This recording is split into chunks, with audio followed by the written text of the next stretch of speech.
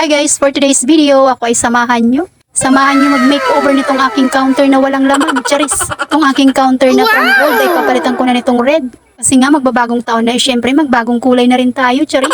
Pero bago yan, mag-inom-inom muna tayo at kumain tayo ng biskwit para may powers naman tayo. Ako lang pala, charis. Ayan guys, pangata-ngata pa nga tayo dyan.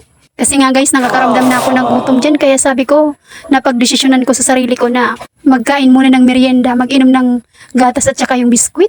At ito na nga guys ang aking ipapalit dyan, itong red na wallpaper. Ayan, tatanggalin ko na yung gold na dating nakalagay dyan. Actually guys, marami naman ding swerteng binigay sa akin tong gold na to simula nung nilagay ko to dito. Nung dating hindi pa ako nagkakasakit na guys. Marami-rami rin lagi tong laman counter na to. Kaso simula nung nagkasakit tayo, ako pala, ayan, napabayaan ko itong Sara-Sara store ko. Kaya yan yung counter hindi na napupuno, charis. Kasi paano ba naman mapupuno, bungi-bungi na yung paninda, charis. Halos hindi na kompleto guys, kaya ayan, konti na lang yung benta. Pero sa pasalamat ko naman guys sa Lord guys, kasi nung simula nang binuksan ko tong tindahan ko na to, hindi ako nasisiraw dito guys. Talagang nagbigay naman to sa akin guys ng swerte yung gold na wallpaper na ito. Kaya ngayong papasok na 2024, aba, red naman ang naisipan ko guys. Pampataboy ng malas ba? Mga malas sa buhay nyo na pilit kang inahatak pababa pero hindi ka naman nila kayang atakin, charis. Sabi daw kasi guys ngayon maswerte daw yung red at saka green. Green sana guys ang hinahanap ko kaso wala namang wallpaper na green. Wala ako guys makita sa TikTok na pure na green. I mean yun talagang ano siya, plain na green ba na kulay. Kaya ayan, red na lang ang napagdesisyon ng inyong super lola. Kaya yan na lang ipaglalagay natin for today's video. Kaya samahan nyo ako guys. At ayan guys, sinisimulan ko na nga siya guys ipagkakabit yung mga kahit pala maliit lang na mga detalye na na lalagyan mo ng wallpaper. Mahirap din pala. Akala ko naman pag malaki lang ang mahirap din nalagyan ng wallpaper. Kahit pala maliliit lang din na detalye ng ng lalagay ng wallpaper, mahirap din. Parang gusto ko na nga guys awayin yung sarili ko kasi mali-mali. Charis. Bali itong video pala ito guys bago magbagong taon to. Late upload na naman ang yung super lola. Puro nakatenga na lang yung aking mga video vlog dito guys sa aking cellphone. Nga naman guys, walang time. Maraming time sa pagpapahinga ba? Charis. Actually guys, marami namang time. Kaso lang laging masama ang pakiramdam ng yung super lola. Dahil alam nyo naman di ba? Kaya ito, ngayon ko lang nalugaran na gawa na naman ng voice over ito. Ang hirap pala guys nagpag-voice over talaga, no? Pero minsan kasi guys, pag hindi mo voice over, lalo na pag maingay naman yung nasa kapaligiran mo, ang hirap naman, di ba? Ang pangit pakinggan. Kaya talaga struggle talaga ang nagbo-vlog. Kaya yung iba dyan na viewers na mga panglait, nako, tawanan pa tayo mga nagbo-vlog na nagbo-voice over kasi daw, minsan para ang pangit daw pakinggan. Pero sa totoo lang guys, di naman nila kayang gawin yung ginagawa natin, di ba? Charis. Kasi ito palang pag-voice over, ipahirapan na. Talagang kakain ka din ng oras sa pag-voice over ng inyong vlog. Gaya nito, may maingay na naman na aso. Naku, mahirap din pala guys ang mag-vlog kasi artista ka na. Editor ka pa, videographer ka pa, o diba? Kaso ginusto ko to guys kaya yan, wala akong magagawa, di pagtiisan ko. Charis. Sino din ba guys ang nakaka-relate dyan, ang mga nag-vlog-vlog din? Na tayo na yung artista, tayo pa yung videographer, tayo pa yung editor, ay nako. O diba, kaya ba nilang gawin yan? Kaya kung minsan mapintasan tayo, diba, wagas? Pero kahit ano pang pagpipintas nila sa atin guys, sige lang tayo guys. Go lang ng go, laban lang, push lang. Basta ba wala tayong ginagawang masama at wala tayong naapakang mga tao at wala tayong nasasaktan, di ba? Yun naman ang importante, di ba guys? Kaya ba kung saan tayo nakarating ay ng aking counter? Meron ng laman, kanina walang laman yan guys. O di ba? Maswerte nga guys ang kulay red ngayong 2024. At ayan nga, meron ng laman dyan ang ating counter. Kaya ayan guys, napagdesisyonan ko na rin pati yung ganyan ko. Pinaglagyan ko pa rin ng kulay red para tuloy-tuloy ang pasok ng swerte sa atin ngayon 2024. O diba? Kaya pati itong lagayan namin ng pera, yung mga sa benta-benta, ay lagyan ko na rin ng ng wallpaper na ginawang sticker ba? At ayan nga yung aking counter guys, oh. Tingnan nyo, nagmukhang counter na nga. At itong lagay natin ng money box na pag yung kukunin na yung benta pagkagabihan, ayan yung lalagyan ko na rin siya guys ng kulay red. Para tuloy-tuloy na talaga ang swerte at wala nang makawala ba? Charis. Alam nyo naman guys, hindi pa masyado akong mapapaniwalain, charis. Wala namang mawawala, di ba guys, kung maniniwala. Kanya-kanya naman tayong sa sarili natin guys, kaya ako to, akin na lang to, charis. Pero ma-share ko lang guys talaga yung naniniwala naman ako guys sa mga pungsoy-pungsoy dati, yung mga pampaswerte, talaga naman talagang totoo naman talaga guys. Kung lagi ko pang nagagawa yung mga yun, tsaka ang importante talaga guys, umagang-umaga pa lang na pagpasok mo sa tindahan mo, magdasal ka. At samahan mo na rin yung mga pampaswerte. Ayun, talagang totoo naman siya guys. Kaso sa ngayon, napabayaan ko na mag-ganyan-ganyan guys. Yung mga pampaswerte, hindi ko na masyadong na asikaso ba. Dahil marami nga nangyayari sa ating buhay-buhay ngayon. Ako lang pala, mangyayari sa aking buhay-buhay ngayon. Kaya yan, hindi ko na rin guys nagagawa. Pero pagdarasal pa rin sa tuwing umaga. Talagang ginagawa ko yun guys. Hindi lang sa tuwing umaga, sa araw-araw. Gabi-gabi pa. Kasi wala naman makakatalo guys kay Lord. Baka gusto niyo pala guys yung bracelet ko na yan. Money Pixie bracelet din yan guys. Pampaswerte. Na lang guys sa comment section ang link ng aking bracelet na yan kung nakikita niyo sa aking vlog. Galing pala yan guys sa YH Fashion Jewelry. Kaya baka gusto nyo guys mag-order din ng ganyan. Ilagay ko na lang yung link sa aking comment section and click my yellow basket and check out nyo na yan. Jack, magdadala din yan ng swerte sa inyo guys. At ito pala guys, wallpaper na ginagamit ko. Maitanong nyo na rin guys.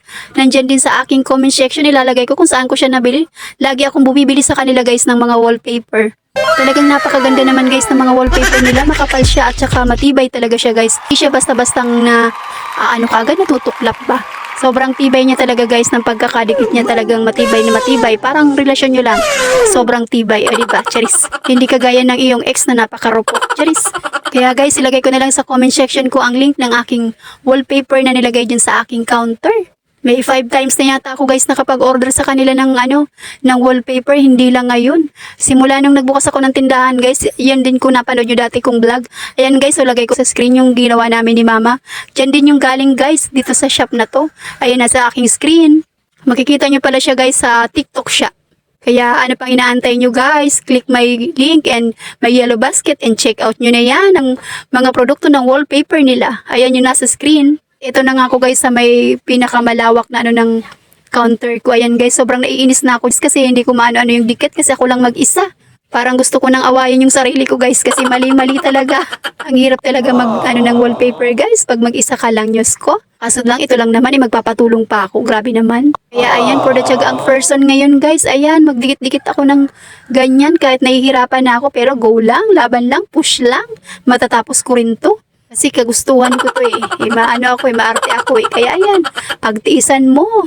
Dati guys, kami ni mama, naglagay kami ng wallpaper din dito sa tindahan. Ay aba, nag-umpisa kaming maganda yung mood namin. At naku, pag kilagit-kilagit na yung nag-wallpaper, nag-aaway na kami. Charis. Hanggang magkakaroon ka ng kaaway pag nagkakabit ka para talaga ng wallpaper. Dahil minsan mali, dahil minsan bubbles, hindi mo maano talaga. Sa ngayon naman dito naman tayo sa ating table, sa aking table pala. Naman ako magkakabit ngayon guys ng wallpaper. Medyo madali lang to kasi isang haba lang siya. Laki ang aking table. Kaya dito hindi masyadong nahirapan ang person for today's video. Dire-diretso lang ang to. Hindi lang maglagay ng ganito pag mga ganitong isang haba lang guys, yung walang paanik-anik ba. Kasi mabilis ka lang talagang mabilis mo lang matatapos. Pag malakihan na talaga ang hirap. Pero sabi nga yan, ginusto mo yan, usahan mo yan, Charis. Kasi ang pangit na rin kasi guys ng hindi nakakaaya-ayang tignan yung table ko, ang dami ng dumi. Kaya yan na pagdesisyonan ko rin, nalagyan na rin siya ng ganyan, yung kulay red din. Kasi madam pa naman tong wallpaper na to, kaya ayan, talagang marami pang malalagyan. Kaya ito for dalagay ang person pa dito sa table. At hindi naman ako pinahirapan for today's video nito sa table na to. Ayan madali ko lang talaga siya guys na ikabit. Buti na lang guys nag-uso yung mga ganitong pa-wallpaper na to. Kasi pag may mga ganyan na mga hindi nakaaya-aya sa ating mga paningin na wala tayong pambiling pintura merong ganito. At ayan nga guys, pati dito sa may patungan, nilagyan ko na rin guys kasi ang pangit na rin nung nakalagay dyan guys. Inalis ko na, hindi ko na napakita sa inyo kung paano ko naalis. At meron pa nga guys, mga kosistorbo. Charis. Sabi nila, red na red naman yung ate yung ginalagay nyo Sabi ko, para tuloy-tuloy ka ako ang pasok ng swerte ngayong 2024. Wala nang malas-malas. Charis. Kaya yan, tinanggal ko na rin yung stante dyan guys. Merong stante dyan, yung lagayan ng candy. Tinanggal ko na, hindi ko nakita sa inyo. Si Papa naman pala guys ang nagbuhat ng lagayan ng candy kasi hindi ko naman pala yun kaya. Charis. Kaya yan, dito naman tayo magdikit nito para naman makaaya-ayang tignan. Ewan ko ba guys, tingin ko dito ngayon sa tindahan ko, parang nalungkot yung tindahan ko simula nung hindi na ako nag-aasikaso sa kanya. Simula nang si mama na ang nag-aasikaso. Feeling ko lang naman yun guys, char. Pero hindi ko naman sinisisi si Mudra kasi grabe na yung sakripisyo niya dito sa pagtitindahan na to. Siya yung namamalingki. Talagang grabe ng sakripisyo dito ni Mudra. Buti na nga lang guys, hindi to sinarado ni Mudra.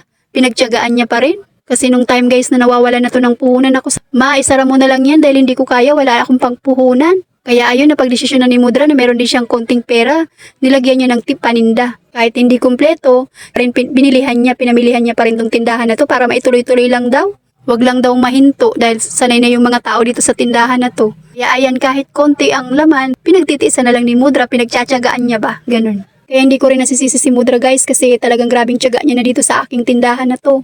Siya lahat ang nagagawa na namamalengke, nagbebenta, yung ganun. Kasi halos wala pa tayo talaga guys magawa for today's video kung mga panahon na to. Talagang mahinang-hina pa ang katawan ko. Sobrang dasal ko talaga guys na bumalik na ako sa dati guys para masikaso ko naman to at kawawa naman si Mudra. Pagod na siya. Dami niya nang inaasikaso guys tapos sa loob pa ng bahay namin kasi talagang minsan pagkaya ko rin nagkikilos-kilos naman ako kasi nga nakukonsensya na ako guys. Kaya sobrang swerte ko guys kasi pa yung aking mga magulang, yung aking nanay tatay, buhay pa, andyan pa sila at nakakasama ko at nakakaramay ko pa sa aking buhay, sa mga nangyayari. Kahit naman na may pamilya ka na guys, may asawa ka na, mas maigi pa rin talaga ang meron kang mga magulang. Lalo na yung nanay mo guys, talagang siya yung magiging katuwang mo sa lahat. Kaya kayo guys na may mga magulang pa dyan, pahalaga nyo ang mga magulang nyo. Kasi ako talaga guys, proven and tested ko na yan, talagang maasa ang mga magulang pag meron kayo mga problemang ganito. Kaya yan guys, pinipilit ko na rin talagang gumaling kasi ayoko na yung lagi akong Tsaka gusto ko na rin makatulong guys sa mga paghanap-hanap buhay. Tsaka gusto rin tong may pagpatuloy ang aking tindahan na to. Yung maibalik ba sa dati yung ano niya, yung mga laman niya, yung puhunan niya, yung ganun. Kaya promise ko sa sarili ko pag gumaling na talaga ako guys, magtitindahan na aayusin ko ulit ito guys. Pupunuin ko ulit ito. Gaya ng dati. Tulong nila, sa tulong ni Lord. Ayan oh. Kaya yan si Padre Pio, saksi yan sa lahat ng aking mga naranasan. Buti na lang ginagabayan nila ako lagi, kaya yan minsan maigi na ang pakiramdam ko.